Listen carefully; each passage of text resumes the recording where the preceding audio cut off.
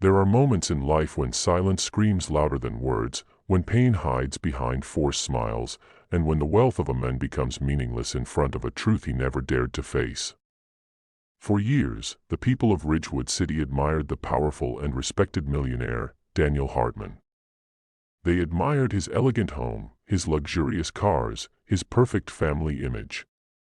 But behind the carefully polished veneer was a man who rarely looked beyond his own success, a man who never noticed the slow breaking of his father, Arthur Hartman, who lived in the same mansion yet felt like a forgotten shadow passing through empty hallways. And one day, everything changed, not because Daniel suddenly grew a conscience, but because he finally saw what his wife had been hiding behind his back. If you believe in kindness, forgiveness, and second chances, please take a moment right now to like, comment, share, and subscribe.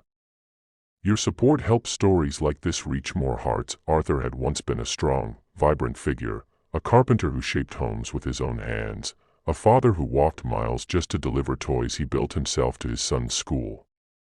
But time had worn him down, and after his wife passed away, he moved in with Daniel, hoping to find comfort in his last years. Instead, he found loneliness thicker than winter fog. Daniel was always out, meetings, charity galas, corporate dinners, too busy building an empire to notice his father's trembling hands, his labored breathing, or the constant pain that clouded his eyes. The mansion was grand, but it felt cold, like a hotel too big for love. The staff did their jobs, but nobody truly saw Arthur, not until Daniel's wife, Elena, quietly stepped into the space he had unknowingly abandoned. Elena had been raised in an ordinary family, where respect wasn't bought but earned, where elders weren't burdens but blessings. She noticed immediately how Arthur tried to hide his pain so he wouldn't inconvenience anyone. She saw him struggle with the stairs, how he pushed away his dinner because swallowing hurt, how he sat alone in the garden pretending he was fine. And without telling Daniel, because she knew he wouldn't understand, she began caring for Arthur herself. She cooked softer meals for him, massaged his swollen legs at night, read him the newspaper every morning, and stayed up late when his pain kept him awake. She was like a daughter he never had, a soft presence in his fading world. And slowly, Arthur began to smile again, something he hadn't done in years, but secrets don't stay hidden forever. One night, Daniel returned home early, exhausted and irritated after losing a major deal. As he walked through the hallway, he heard faint voices from his father's room. Curious, he pushed the door open slightly. What he saw made his breath catch. Arthur was sitting on the bed, helpless and shivering, while Elena knelt beside him with a warm cloth, gently wiping his swollen back as he struggled to hold back tears of pain. Daniel had never seen his father cry, not even at his mother's funeral. He had never seen someone caring for Arthur so tenderly either.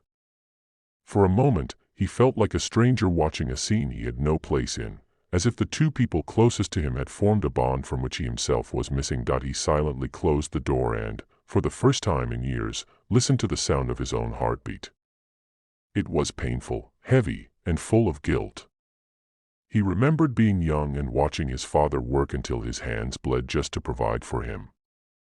He remembered Arthur sacrificing dreams so Daniel could chase his. Yet here Daniel was, a successful millionaire, powerful and admired, unable to give back even a fraction of that love. He felt something inside him crack open. The next morning, instead of rushing to the office, Daniel sat beside his father at breakfast. Arthur looked confused but pleased. Daniel noticed the bruises on his father's arms, the bandage on his wrist, the slight wince whenever he moved. He had missed all of it.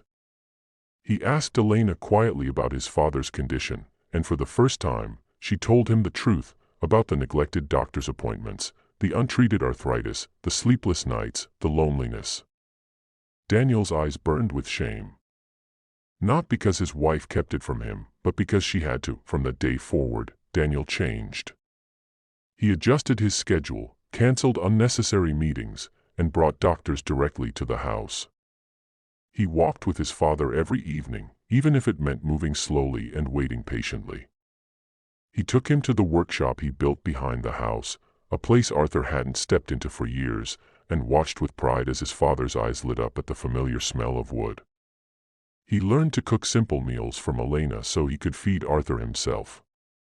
And every night, he sat beside his father until he fell asleep, holding the same hands that once held his as a child. But life is fragile, and one winter morning, Arthur didn't wake up. He passed away peacefully, with the faintest smile on his lips, a smile Daniel hadn't seen in decades. As they prepared for his funeral, Elena found a small notebook under Arthur's pillow. In shaky handwriting, Arthur had written, "I thought I was forgotten, but I was wrong. My son found me again before I left. And my daughter-in-law, she saved me."